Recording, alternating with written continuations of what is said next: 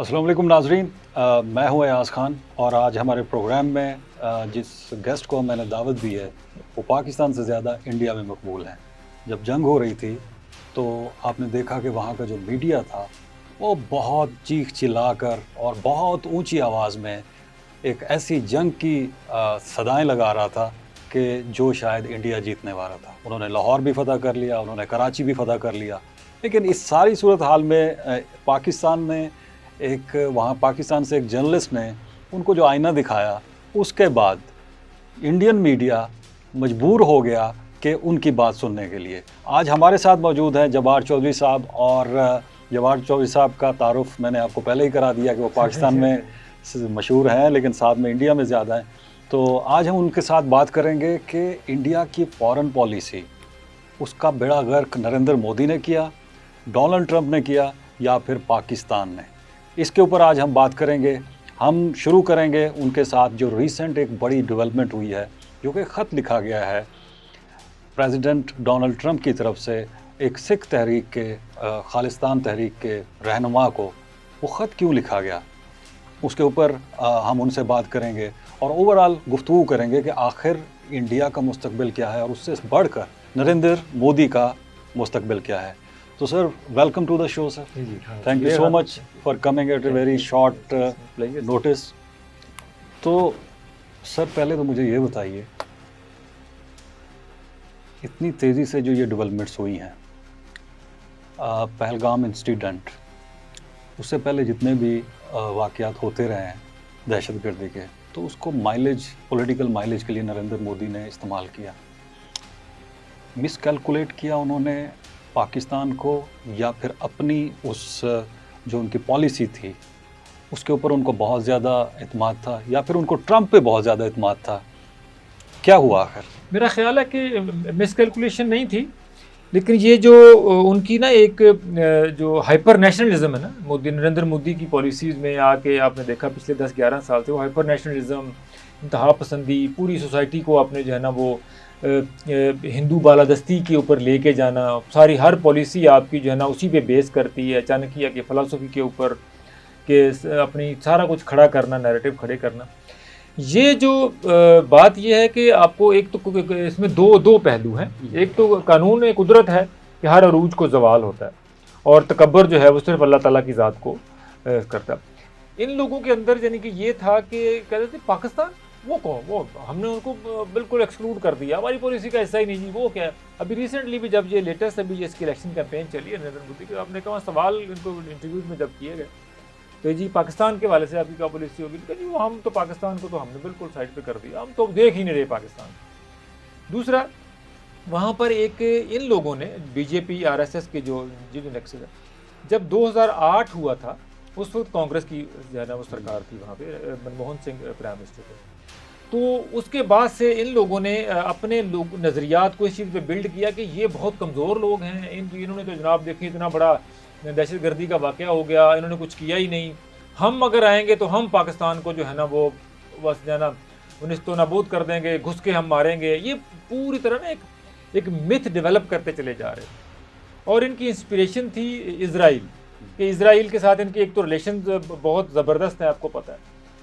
दूसरी बात, इनकी जो कॉपरेशन थे, चाहे वो मिलिट्री का हो बाकी हो, तो इनकी जो इंस्पिरेशन थी वो भी वही था कि वो वहाँ पर जिस तरह जो है वो फ़लस्तीनियों को साथ करता है ड्रोन के जरिए, वैसे हमास के साथ कर रहा है, तो हम एक दिन आएगा तो हम अपने आप को डेवलप करके इसी तरह का एक ऑपरेशन करेंगे, तो जिसके बाद ना जो है वो हम समझेंगे जैसे इजराइल कामयाब हुआ है इसी तरह हम भी जो है ना पाकिस्तान को इंक्रोच कर लेंगे, और वो अखंड भारत और वो महाभारत और बहुत कुछ ज़्यादा कर लेंगे।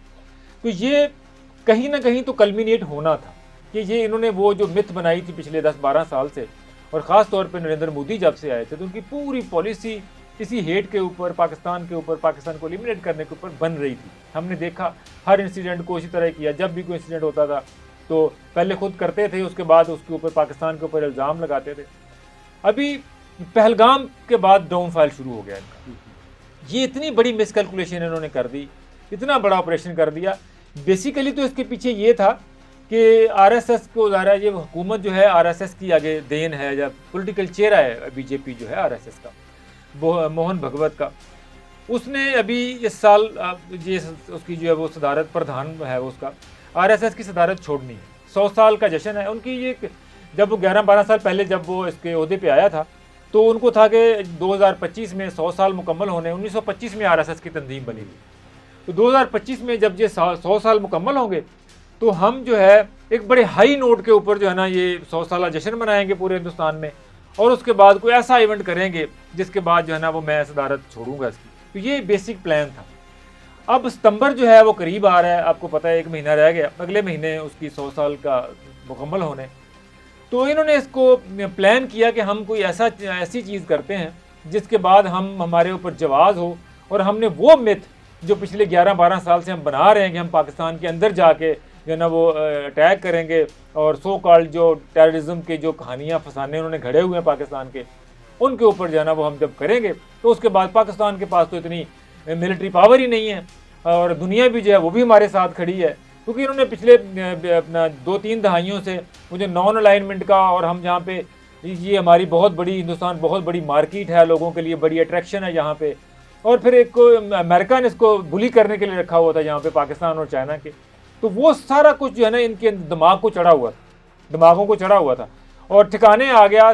जो आखिरी कील ठुकी वो पाकिस्तान का जो ऑपरेशन बनियान मरसूस हमने कर दिया।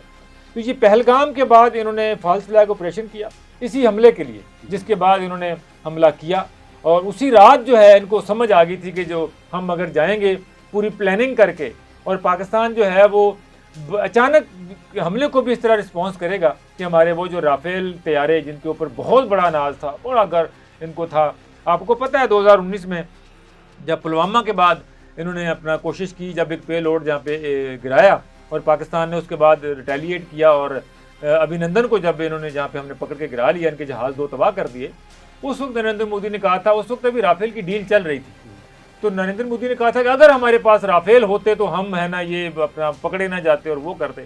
अब उनके पास राफेल थे, लेकिन जब उन्होंने देखा कि पाकिस्तान ने तो यानी कि पहली फॉर्मेशन को बर्बाद कर दिया, और उसके बाद राफेल जो है वो 3 गिर गए, उसके बाद हिंदुस्तान पूरा जो है उनकी एयरफोर्स ही पूरी कह लें कि बिल्कुल सिमट गई, जिसको कहते हैं ना कि पहले ज़माने में किला बंद हो जाती फौजें, तो उन्होंने फौरी तौर पे अपने आप को ना समेटा। वो नुकसान तो हुआ।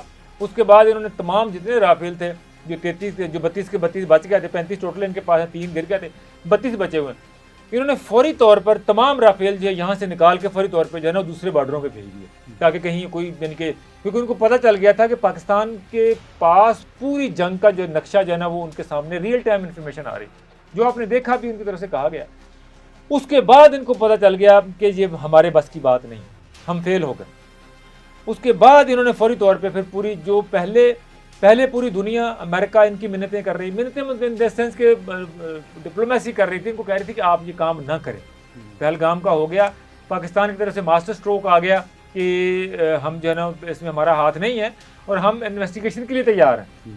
लेकिन ये उस वक्त एक घमंड में गुरूर में था कि नहीं हमने करना ही करना है, क्योंकि हमने इतना बड़ा 26 शहरी मरवाए हैं अपने, उसके लिए हमने लाजमी ऑपरेशन करना ही करना, ऑपरेशन संदूर। उस वक्त ये दुनिया की बात नहीं सुन रहे थे। और बाद में जब ये अपने इनके जहाज़ गिरने के बाद और 7 मई को नुकसान होने के बाद फिर ये दुनिया के पीछे भागे फिर रहे थे, अमेरिका के पीछे फिर रहे थे कि हमारी जान छुड़वाएं, पाकिस्तान से कहीं को हमला ना करे, पाकिस्तान के कहीं वो रिटेलिएट ना करे, जवाब ना दे। उसके बाद इनको जवाब मिलता था कि हम आपको 6 मई तक तो हम आपको समझाते रहे, उस वक्त आपने हमारी बात नहीं सुनी, अब पाकिस्तान हमारी बात नहीं सुन रहा। अब पाकिस्तान कहता है हमला हमारे ऊपर हुआ है, हमने जो है ना इसका जवाब देना है, जिसका कि हमने दिया। इस पूरे मामले में हिंदुस्तान जो है वो 20-25 साल पीछे चला गया पूरे मामले से, पाकिस्तान के ऊपर हमले करने से, कैलकुलेट करने से। इस वक्त इतनी मिजरेबल कंडीशन है। उसके बाद जो था पहले जो बाइडेन एडमिनिस्ट्रेशन थी वो बहुत सारे मामलात को होते हुए भी जो है वो पुरानी पॉलिसी पे, कन्वेंशनल डिप्लोमेसी पे काम करते हुए वो उस पर कार्बन थी, और वो जो है वो इनको ग्रेस मार्जिन दिए जा रही थी हिंदुस्तान को कि शायद ये चाइना के खिलाफ हमारा कुछ कर जाए। But Donald Trump has real उन्हें आके पूरी तरह रीअसेस किया, उसने कहा कि ये किसी काम का नहीं। और ऊपर से जब ये वाला मामला हुआ है और चाइना और पाकिस्तान ने जिस तरह मिल के कोऑपरेट करके सारे मामले में जिस तरह हिंदुस्तान को यहाँ से बकरी बना दिया है, उसके बाद तो फिर ये यूजलेस होगी ना, ये अमेरिका के लिए यूजलेस के अपने क्रिएचर है। उनका जिस काम के लिए हमने मतलब आपने एक जो है ना वो अपने लोग तो चाइना के लिए रखा हुआ आपने एक जो है ना वो अपना पार्डन माय वर्ड के आपने जो है ना एक पाला हो अपने राखी के लिए, अपने मफादात के लिए, और जब वक्त आए तो वो काटने से भी काजर वो बैठ के कदमों में गिर जाए, वो बिल्कुल बैठ जाए, भाग जाए, दम दम दबा के भाग जाए, उसके बाद फिर वो उसने क्या करना उसका, तो इसका हाल वो हुआ है। अपार्ट फ्रॉम रिटोरिक, अगर हम बात करते हैं एक दो ममालिक की, पाकिस्तान और इंडिया की, दोनों में जो हैं वो एटमी ताकतें हैं। अब आप हैं या मैं हूँ, मुझे हमें पता है कि ये दोनों ममालिक के पास एटमी बम है। एक लेमैन को भी पता है कि अगर इसका मतलब ये है कि अगर ये कुछ होता है तो इसका मतलब म्यूचुअली एश्योर्ड डिस्ट्रक्शन होगी, दोनों की तबाही है। बिल्कुल। क्या वो इतने उसकी जो एडमिनिस्ट्रेशन थी, मोदी की एडमिनिस्ट्रेशन है, उसके बाद एयरफोर्स की बात आपने की, उसके बाद उसकी मिलिट्री में, उनको तो पता था रिटेलिएशन तो होगी। आप रोज़ हम देखते थे कि अगर वो अपनी डेवलपमेंट कर रहे हैं तो पाकिस्तान भी तो डेवलपमेंट कर रहा था। इसके भी मिज़ल्स टेक्नोलॉजी डेली हम छुपके तो कोई गार में तो बन नहीं रही थी। उसके बाद आप आए रोज़ खबरें भी पढ़ते थे। ये सारा कुछ होने से पहले आप बीबीसी को उठा के देख लें, बाकी जरीदों को उठा के देखें, तो उसमें इस डेवलपमेंट की बात होती थी। इवन कि ड्रोन टेक्नोलॉजी के हवाले से भी सारा कुछ होता था। तो इस सारी सिचुएशन में कैसे मुमकिन है कि एक एटमी ताकत हो, आप उस पर अटैक करें और आप ये उम्मीद करके बैठेंगे वो रिटेलिएट ना करें। एक बात तो ये हो गई। फिर इस न्यूक्लियर अम्ब्रेला के दरमियान में जंग करना और ये उम्मीद करना कि आप जंग जीत जाएंगे और आप दुनिया को कायल कर लेंगे कि ये हमने ये सारा कुछ कर लिया। दूसरी बात ये है जो आपने दूसरी बात की कि जी अमेरिका ने ये देखा कि ये तो किसी काम का नहीं है। उसमें आप अगर देखें, जैसे ही ट्रंप आए थे वो तो इनको F-35 देने की अब ऑफ़र कर रहे थे, वो तो इनके साथ मुआहदे करने लगे हुए थे। तो आखिर क्या वजह हुई, कौन सी ऐसी बात हुई कि जिसकी वजह से मोदी की जो दोस्ती थी, जो यार था, मतलब है कि मोदी का यार था, वो कैसे इसमें आए? कहीं इसमें कोई ऐसे मफादात तो नहीं थे या कोई ऐसी बातें तो नहीं थी कि जो उन्होंने नहीं मानी और ये सारा कुछ हो? खान साहब अपने 2-3 चीज़ें अपने इसमें रखी हैं सवाल में। मैं स्टेप बाय स्टेप चलते हैं। पहले आपने बात की कि इन्होंने पता था कि पाकिस्तान रिटेलिएट करेगा।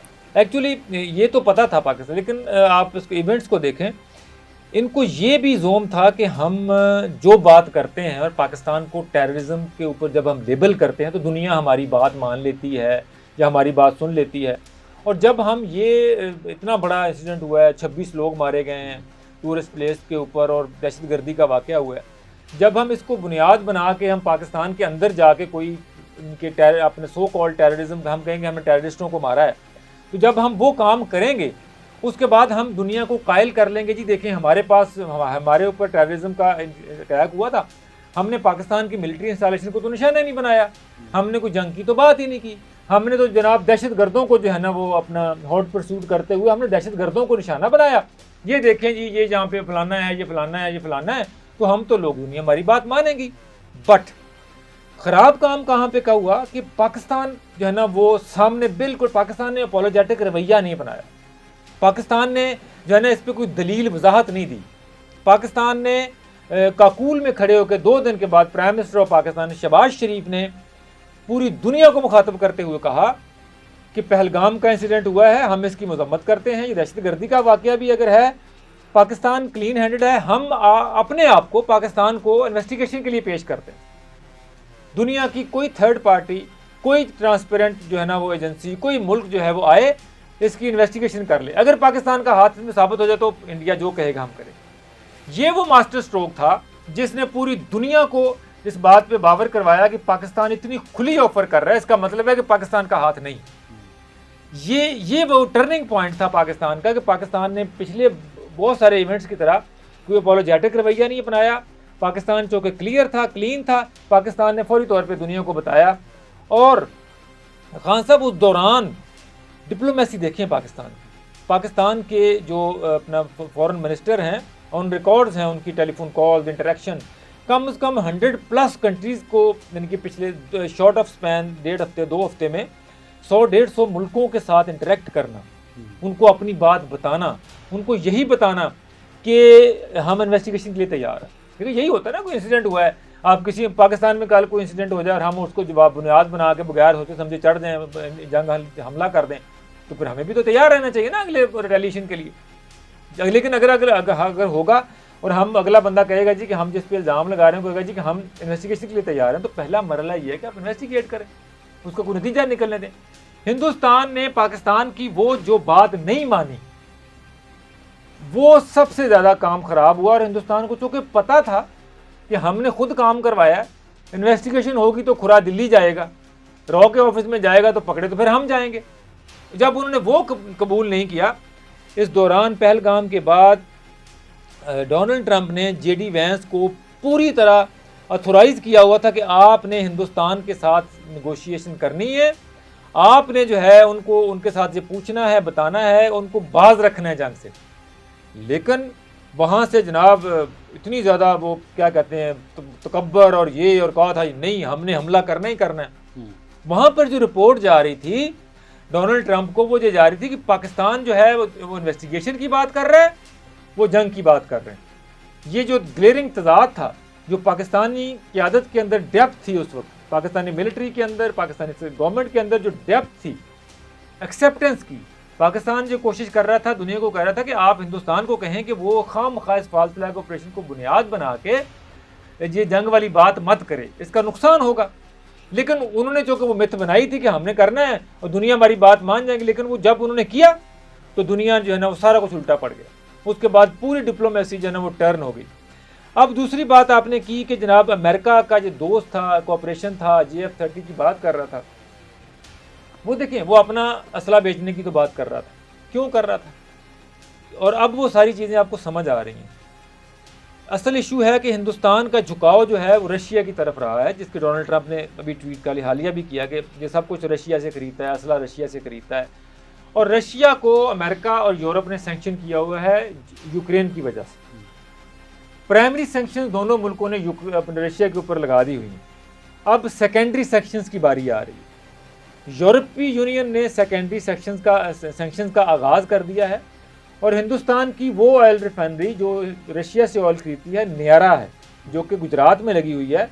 नियारा में जो ऑयल रिफाइनरी है उसको सैंक्शन कर दिया उन्होंने।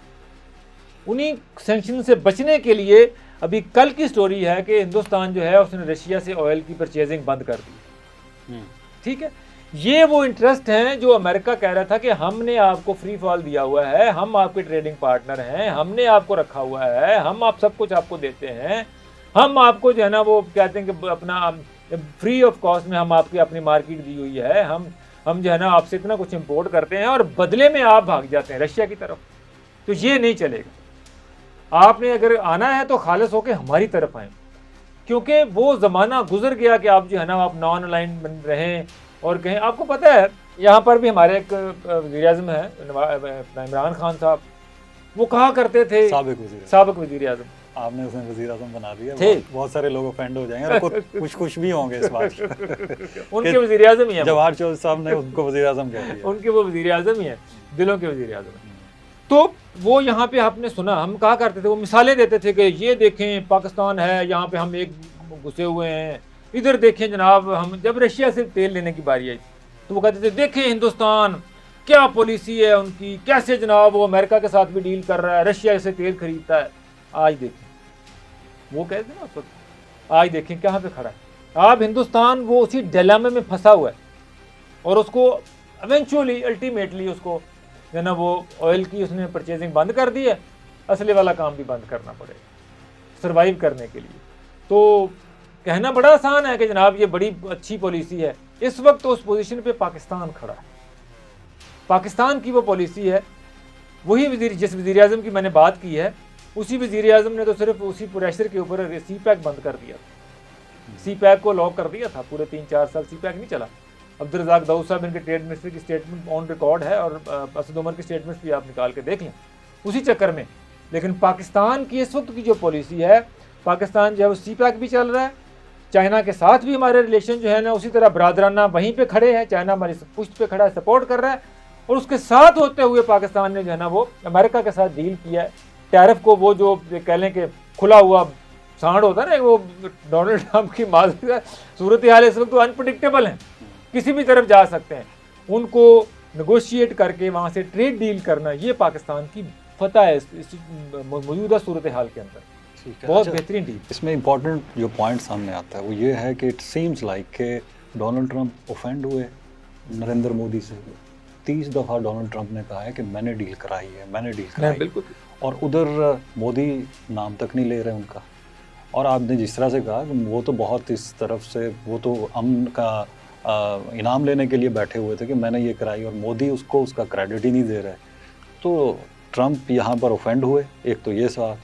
और दूसरी बात कि इंडिया ने सारे अपने अंडे जो थे वो अमेरिका की बास्केट में रखे, उसका उनको नुकसान हुआ। तो तीसरी बात जो अभी आपने सारी ये बताई है, उससे तो एक चीज़ सामने आ रही है कि नरेंद्र मोदी ने अपने ज़ाती मफादात की खातिर ना सिर्फ इंडियन फॉरेन पॉलिसी को एक्सप्लॉइट किया, बल्कि उसने जो उसके लोग थे वहाँ पे उनको भी कुछ नहीं दिया ना। अब देखिए ना, अगर हम बात करते हैं कि जी इंडिया बहुत बड़ी जिसे कह लें कि जी डेमोक्रेसी 4th बिगेस्ट इकॉनमी बनने जा रहा है, लेकिन जो ग्रास रूट पे सूरत हाल है वो टोटली मुख्तलिफ है। इस सारी सूरत हाल में उसने जो 2 बड़े इकदाम किए थे, सबसे पहला तो उसने जो इकदाम किया था, आपको पता है कि 370 ख़त्म किया, और कश्मीर को उसने समझा कि उसको मैं ख़त्म कर दूंगा तो बस मेरी कश्मीर पे हो जाएगा। डोनाल्ड ट्रंप ने कश्मीर को भी इन्वोक कर दिया। बिल्कुल। तो दूसरी सबसे बड़ी जो पिछले दिनों डेवलपमेंट हुई है, मैं आपसे चाहूँगा कि उसी पे ही हम बात करें।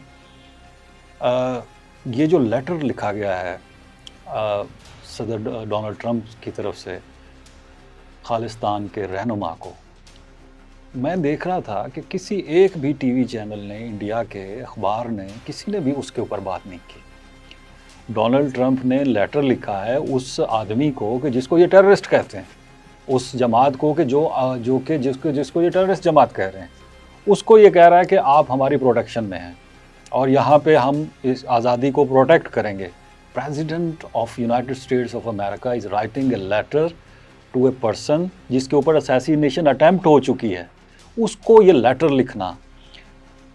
इसके बाद क्या देखते हैं आप नरेंद्र मोदी की? देखिए, आपने दो बात, एक तो अपने इनकी इकोनॉमी की बात की। इनकी इकोनॉमी की जो अप्रोच थी, अपना जिसको कि डोनाल्ड ट्रंप ने डेड इकोनॉमी कहा, इनकी अप्रोच इकोनॉमी की सिर्फ इतनी थी, इससे पढ़ा लिखा आदमी नहीं है, जो गुजरात के जो गुजराती गैंग है ना, जो तो अडानी अंबानी जो है, ये गुजरात में उन्होंने डेवलपमेंट करके दी। शुरू कहाँ से? इन्होंने गुजरात में डेवलपमेंट करके दी, वहाँ पे सारी जितना बजट था वो इनकी जेब में जाता था। ये जब प्राइम मिनिस्टर बना तो उसने पहले गुजरात के जाते, अब इन्हें पूरी पाकिस्तान, पूरे हिंदुस्तान की जो इकोनॉमी थी वो इनको दे दी टोटल। अब जब इनके पास चली गई तो इतना डिसबैलेंस क्रिएट हुआ वहाँ पर कि वो इन्होंने सोचा था कि जैसे इनकी ये वो साहूकार हैं, वो उन्होंने अपने मफादात भी देखे, उन्होंने अपनी एम्पायरें बड़ी की, लेकिन जो ग्रास रूट लेवल पे एक हिंदुस्तानी को जो पॉवर्टी एलिवेशन थी वो नहीं हो पाई, क्योंकि जो इकोनॉमी का जो सिलसिला चलने का था वही अनइवन हो गया कि जब आप 3-4 लोगों को सिर्फ जो है ना वो पूरी वेल्थ का कंट्रोल दे दें तो फिर ज़रा मोनोपोलाइज हो जाता है ना, फिर बाकी जो है ना मामला जो है ना वो नहीं होते। तो उनके फ्रूट जो थे वो नीचे तक नहीं पहुँचे। और देखिए वहाँ पर 45% पॉवर्टी है, वहाँ पर भी लोग फुटपाथों पे हैं, सैनिटेशन की मसाइल हैं, लोग रोज़ाना इतने ज़्यादा लोग मरते हैं, किसानों की खुदकुशियाँ, वो सबके सामने। ये इस वजह से जो है वो मॉडल टोटल जो है ना वो नाकाम हुआ, फेल हुआ कि आपने इर्तकाज़ किया, चंद लोगों को अपनी इकोनॉमी दे दी, तो वो मॉडल है ही नहीं दुनिया में, वर्केबल ही नहीं। लेकिन इन्होंने कहा था कि शायद ये चल जाएगा, लेकिन वो नहीं चला, वो बर्बाद हो गया। इस वजह से ये वाली बात। दूसरी जो बात आपने की डोनाल्ड ट्रंप के लेटर लिखने वाले की, वो बहुत बड़ी सिग्निफिकेंट है, बहुत बड़ी डेवलपमेंट है। मेरी पन्नू साहब से बात हुई थी 3-4 दिन, उन्होंने मुझे लेटर भेजा था जी, मैंने इस पर व्लॉग भी 1-2 किए पंजाबी में, उनके साथ शेयर भी किए। वो ये जो इस वक्त वाशिंगटन में जो इन्होंने रखा हुआ है अपना खालिस्तान का रेफरेंडम, ये उसकी कह लें कि वैलिडेशन है। प्रेसिडेंट डोनाल्ड ट्रंप जो हैं वो वैलिडेट कर रहे हैं खालिस्तान के स्ट्रगल को, खालिस्तान के एक अलग मुल्क होने को। ये जो ख़त लिखा है उन्होंने पन्नू साहब को, और पन्नू साहब ने इतने ग्रेट लीडर हैं वो अपनी कम्युनिटी के, खालिस्तान के, सिखों के, उन्होंने कहा कि ये मेरी ज़ात को ख़त नहीं लिखा गया। उन्होंने कहा, मेरे से भी बात की, उन्होंने कहा कि मुझे नहीं, ये ख़त जो है उन 1.5 लाख शुहदा के मैं नाम करता हूँ जो कि हिंदुस्तान की ऑपरेशन ब्लू स्टार में, उसके बाद 90s में जो शहीद हुए हैं खालिस्तान के। तो उन्होंने इस ख़त को जो है तमाम खालिस्तान के लोगों के नाम किया है, शुहदा के नाम किया है। डोनाल्ड ट्रंप ने इस ख़त लिख के नरेंद्र मोदी को भी पैगाम दिया है और पूरी दुनिया को भी ये पैगाम दिया है कि खालिस्तान की मूवमेंट जो है वो रियल है, इसने आगे बढ़ना है। पंजाब ने हिंदुस्तान से, चढ़दे पंजाब की बात कर रहा हूँ, चढ़दे पंजाब ने हिंदुस्तान से अलग होना है, खालिस्तान बनना है। ये बहुत बड़ा एक डिप्लोमेटिक फतह है खालिस्तान के लोगों की, और इसकी बहुत बड़ी सिग्नलिंग है पूरी दुनिया के लिए। अब ये डोनाल्ड ट्रंप ने क्यों खत लिखा, इसके पीछे रीजंस हैं। क्योंकि हिंदुस्तान ने, इनकी जो रॉ है, इन्होंने खालिस्तान के लोगों को जो ट्रांसनेशनल जो रिप्रेशन की हुई है, ये अब ग्लेरिंग जो है ना वो सिचुएशन सामने आ रही, ये छुप नहीं रही चीज़ें। इन्होंने 2023 में आपको पता है कनाडा के अंदर हरदीप सिंह नज्जर को ब्रिटिश कोलंबिया में कत्ल करवाया, और उसी वक्त जो है प्लान था गुरपंत सिंह पन्नू का अमेरिका में मरवाने का और पम्मा का यूके में मरवाने का। 3 लोगों पे अपना इन्होंने कत्ल करवाने थे, उनमें से एक जो है ना वो शहीद हुए, और उसके बाद बाकी जो थी वो अटैम्प्ट जो नाकाम हो गई। अच्छा, उसके बाद फाइव आइज ने उसी दिन रात को कह दिया था कि इसमें हिंदुस्तानी रॉ इन्वॉल्व है, वो सामने आ गई। और जब तक जो है वो जस्टिन ट्रूडो प्राइम मिनिस्टर रहे अपना कनाडा के, उन्होंने इसका केस लड़ा, हिंदुस्तान को बावर करवाया कि आपने हमारे शहरी को कत्ल किया, जिसका कि पूरी तरह स्ट्रगल हुई। और इसके साथ साथ एक केस जो है वो न्यूयॉर्क की अदालत में चल रहा है गुरपंत सिंह पन्नू का, जिसके अंदर जिस बंदे को राव ने रिक्रूट किया था, निखिल गुप्ता उसका नाम है, राव ने जिस बंदे को रिक्रूट किया था इस अपना असैसिनेशन के लिए, जिसने आगे सब लोगों को, शूटर को एंगेज करके तो मरवाना था, वो प्राग एयरपोर्ट पे 10 दिन के बाद ही पकड़ा गया। वो अब है वहाँ पे यूएसए की कस्टडी। कोर्ट फाइलिंग हुई है पिछले महीने, जिसमें जो उस रॉ के तोते ने सब कुछ सामने रख दिया है। न्यूयॉर्क की अदालत में बता दिया उसने कि रॉक ने मुझे रिक्रूट किया था और मैंने जो है ना सारा कुछ करना था। वो पूरी रिपोर्ट जो है अब डोनाल्ड ट्रंप की टेबल पे पड़ी है कि किस तरह हिंदुस्तानी रॉ जो है उनके मुल्क में आके ट्रांसनेशनल जो है ना वो कार्रवाइयाँ करती है। अब रॉ की रिपोर्ट्स प्रेसिडेंट के सामने हो, और उसके बाद उनके मुल्क का शहरी गुरपंत सिंह सिख है, सब कुछ है, पंजाब से ताल्लुक है, ओरिजिन उसका, लेकिन भाई वो आपके इस वक्त अमेरिकन शहरी है। तो अमेरिकन सिटीजन जब उन्हें कहेगा जी कि हम आपके मुल्क में यहाँ पे बैठ के फ्री सिटीजन है, हम जो है यहाँ पे खालिस्तान का रेफरेंडम करवा रहे हैं और मुझे खतरा है अपना हिंदुस्तानी रॉ की तरफ से, तो जो प्रेसिडेंट है वो अपने शहरी को प्रोटेक्ट करने के लिए सामने आया। ये और उसके बाद साथ जो सिग्नलिंग है, इस खत की सिग्निफिकेंस है, वो हिंदुस्तान को भी बताना है कि आप जो है इस तरह की अगर कार्रवाइयाँ अपने मुल्क से बाहर निकल कर करेंगे, ये बहुत बड़ा एविडेंस है। ये पाकिस्तान के लिए भी जो है ना वो एक कह लें कि एक उम्मीद की किरण है कि हम जो हमारे मुल्क में जो हिंदुस्तान रॉ जो है बलूचिस्तान में जो प्रॉक्सी चला रही है, ये उनका भी जो है ना हमारे पास भी एक जवाब आया है कि हम भी जो है पूरी दुनिया को ये बता सकें कि हिंदुस्तान किस तरह पाकिस्तान के अंदर जो है वो कार्रवाइयाँ कर रहा है। यहाँ पर एक इम्पॉर्टेंट सवाल ये है कि जो इंटरनेशनल पॉलिटिक्स होती है वो मफादात की गेम होती है। यही नरेंद्र मोदी थे कि जिनके ऊपर पाबंदी थी। आपको पता है कि गुजरात में जो उन्होंने की थी कत्ल की हुई थी, वहाँ पर उसके ऊपर पाबंदी थी, लेकिन वही पाबंदी हटी और वही मोदी जो थे वो मोस्ट फेवर्ड बन गए अमेरिका के, सारा कुछ हो गया। तो क्या आपको नहीं लगता कि ये सारा कुछ जो डोनाल्ड ट्रंप कर रहे हैं, ये प्रेशराइज कर रहे हैं इंडिया को कि वो उन टर्म्स पर आ जाए, उस डील पर आ जाए जो डोनाल्ड ट्रंप चाह रहे हैं? क्योंकि इस वक्त अगर आप देखें तो वो प्रोटेक्शनिस्ट पॉलिसीज़ अपना रहे हैं। वो चाहते हैं कि जो इंडिया अमेरिका की एक्सपोर्ट्स हैं वो बढ़ें और उसकी इंपोर्ट्स कम हो। अगर इंपोर्ट्स ज़्यादा हैं तो उनके ऊपर टैरिफ लगे, उसको वो चाह रहे हैं कि उसका फ़ायदा हो। को नहीं लगता कि ये जो हमें ख़त लिखा हुआ नज़र आ रहा है, पाकिस्तान पे तेल के ऊपर भी हम बात करते हैं, अभी पाकिस्तान में वो कह रहे हैं कि जी हम एक कंपनी को ये कर रहे हैं और मुस्तकबिल में शायद पाकिस्तान इंडिया को तेल बेचे। तो डोंट यू थिंक कि ये टैक्टिक्स हैं जो उनको प्रेशराइज करने के लिए, एक मुल्क की तरफ से दूसरे मुल्क को प्रेशराइज करने के लिए एक पॉलिसी का?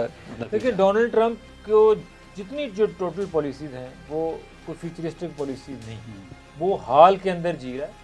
उसके सामने अपने मुल्क का जो ट्रेड डेफिसिट्स हैं, जो अपने मुल्क के जो डेट्स हैं, उनको उसका टोटल जो है डॉलर को जनरेट करना है अपने मुल्क के लिए। उसकी वाहिद पॉलिसी है कि हम जो है जो पाकिस्तान अपने मुल्क का को, अपने अमेरिका को जो है उसकी इकोनॉमी को मजबूत करें। ये बिल्कुल आपकी बात दुरुस्त है, ये टैक्टिक्स हो सकते हैं, टैक्टिक्स हैं भी। कल को हमें पता चले कि मोदी के साथ उसकी मुआहदा हो गया है, देखिए जिस तरफ नरेंद्र मोदी जा रहे हैं, देखिए उसका मैंने पहले बताया, अमेरिका का इंटरेस्ट क्या है?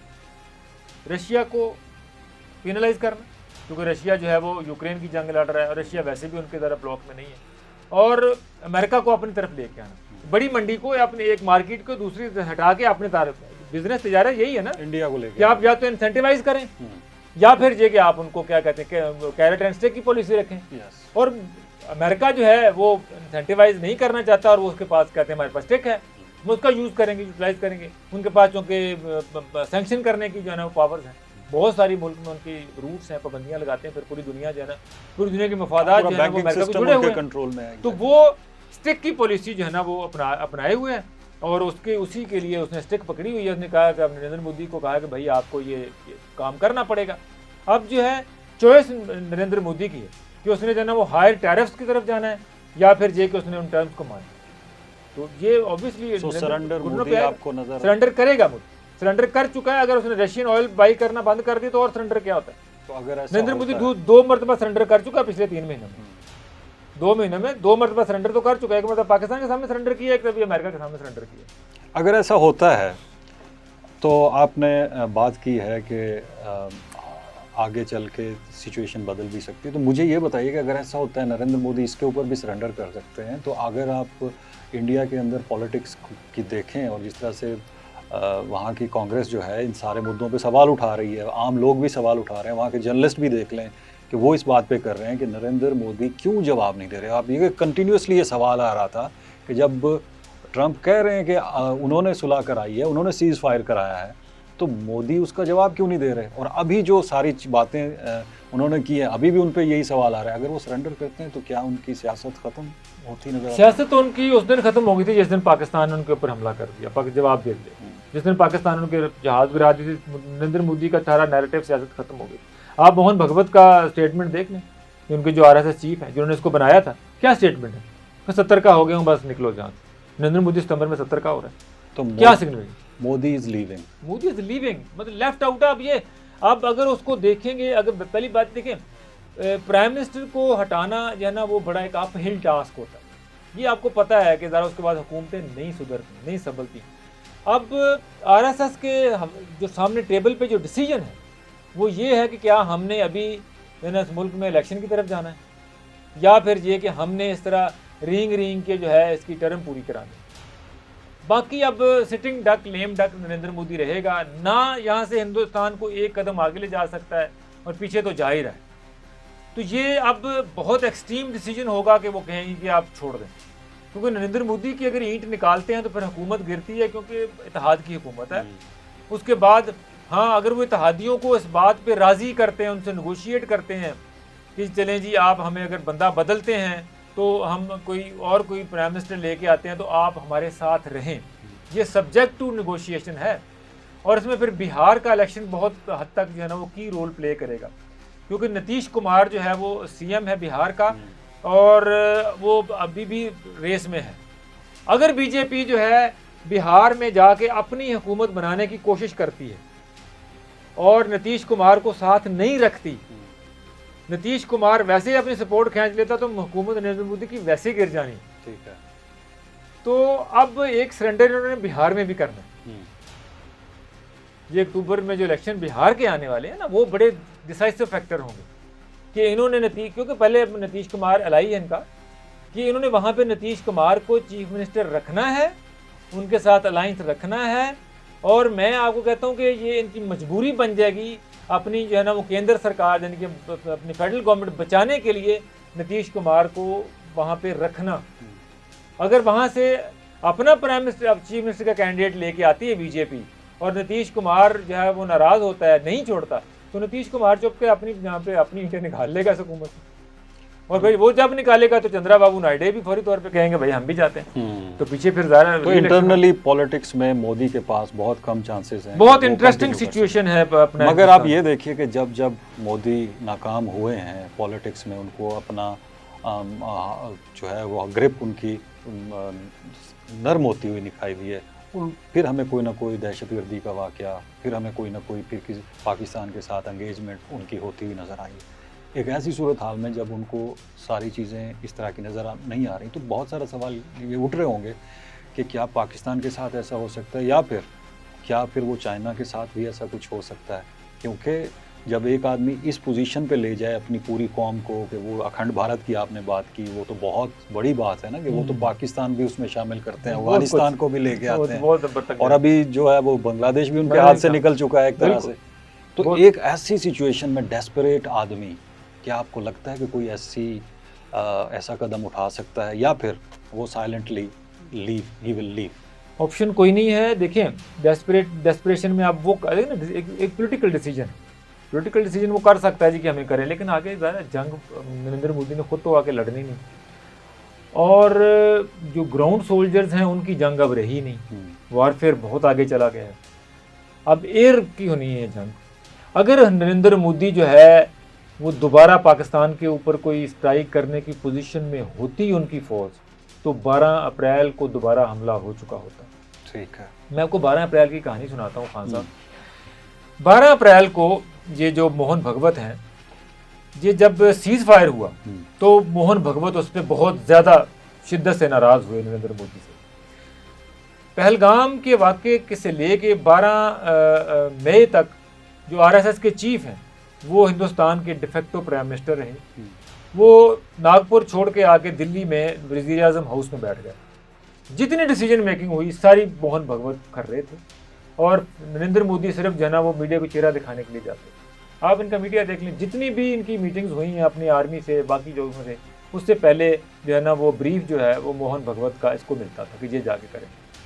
जब सीज फायर हुई तो मोहन भगवत बहुत गुस्सा हुआ, और मोहन भगवत ने कहा कि आपने 12 तारीख को जो डीजीएमओ की मीटिंग पे एग्री किया है, मुझे 12 तारीख में जो डीजीएमओ की जो मीटिंग है इसमें सबूताज चाहिए।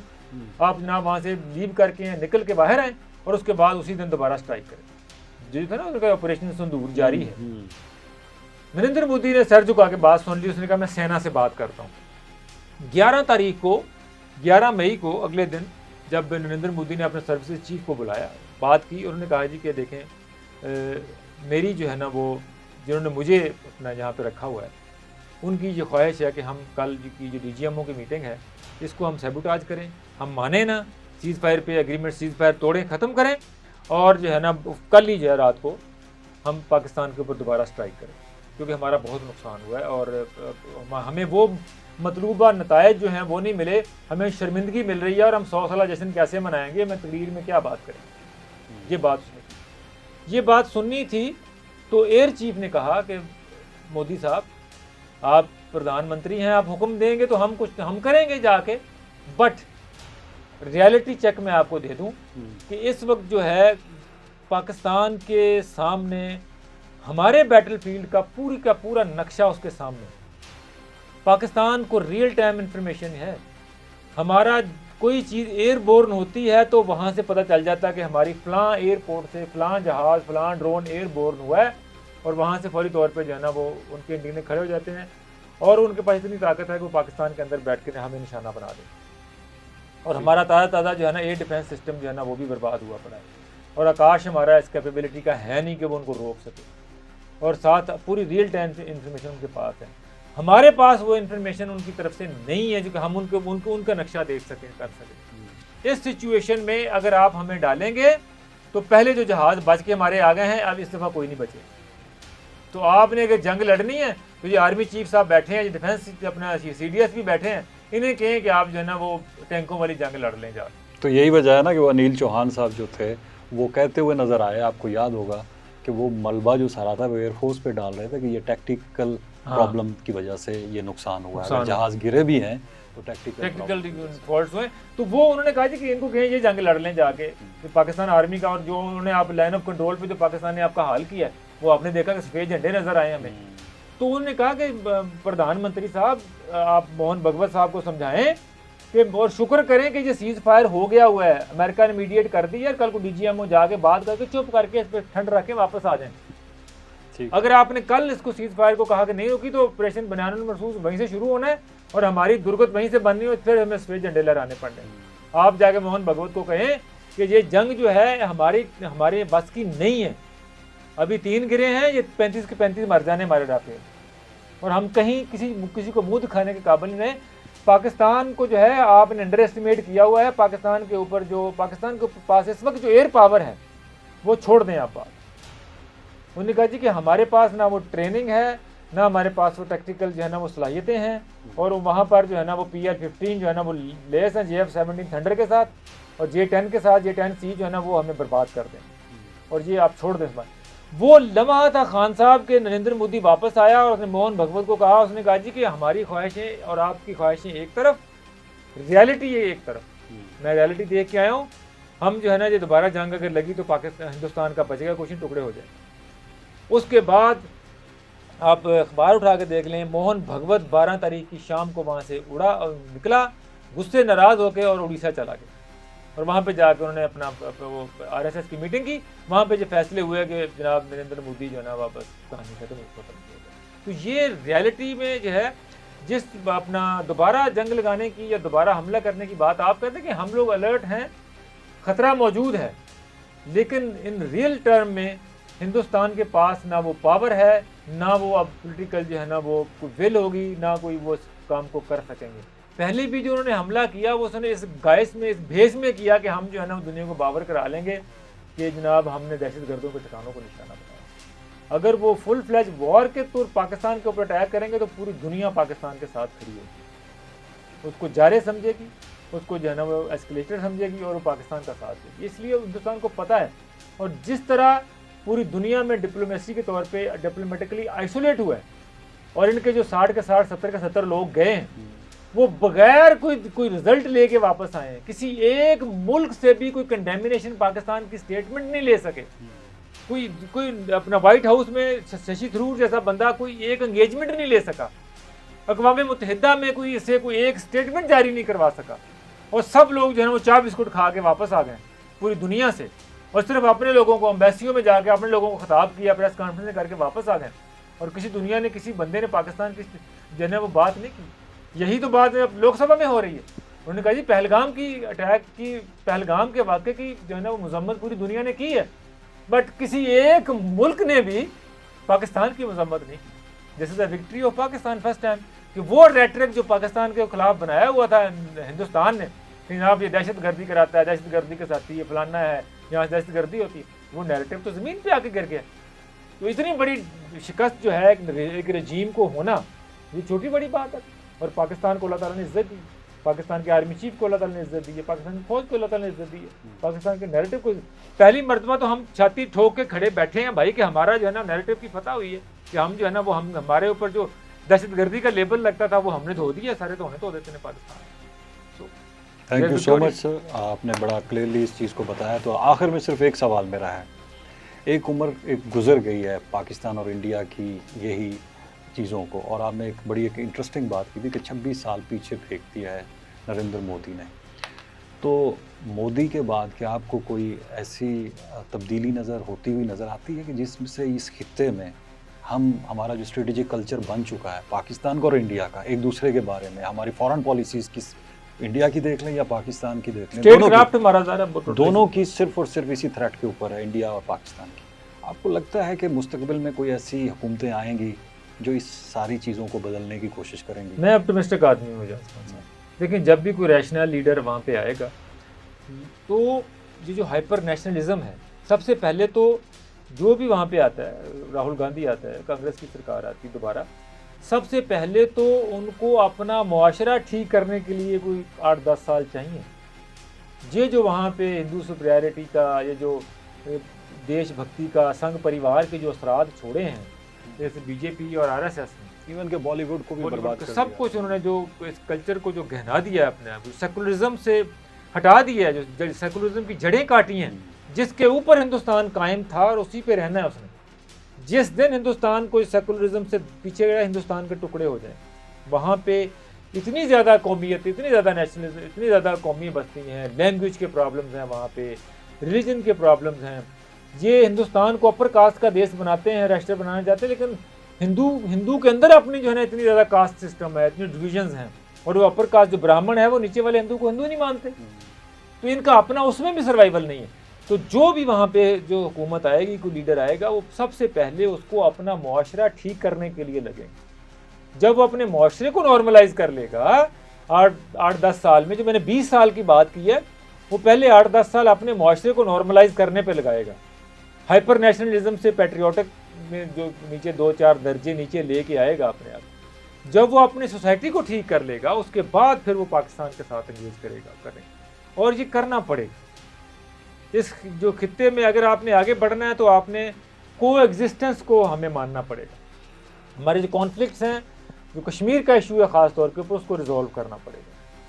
ये बलूचिस्तान से निकलना पड़ेगा हिंदुस्तान को। जब ये चीज़ें होंगी तो उसके बाद जो है वो हम एक नॉर्मल हमसायों की तरह ज़िंदगी गुजर। वो चाणक्य का जो फ़लसफ़ा है ना कि आपका हमसाया आपका दुश्मन होता है और उसका जो हमसाया वो आपका दोस्त होता है। लेकिन इसमें वाजपेयी ने भी तो कहा था ना कि आप जो है दोस्त तो बदल सकते हैं, हमसाये नहीं बदल सकते।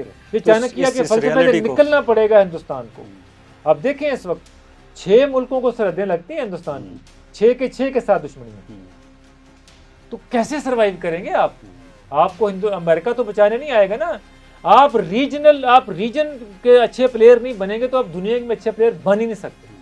आप शंघाई में अच्छे प्लेयर नहीं बनेंगे तो आप दुनिया के अच्छे प्लेयर नहीं बन सकते। अभी 31 दिसंबर को अगस्त को शंघाई कॉर्पोरेशन का इजलास भी हो रहा है और मोदी ने वहाँ भी जाना है। अब देखें, वो भी सुना है कि डामाडोल है। अब देखते हैं उसमें क्या अभी होता उसकी भी फाइनल तारीख है। नहीं हुई, इंशाल्लाह उसके ऊपर भी हम बात करेंगे। Thank you so much for coming, it was a very good discussion. तो फिर इंशाल्लाह आपसे रहेगा।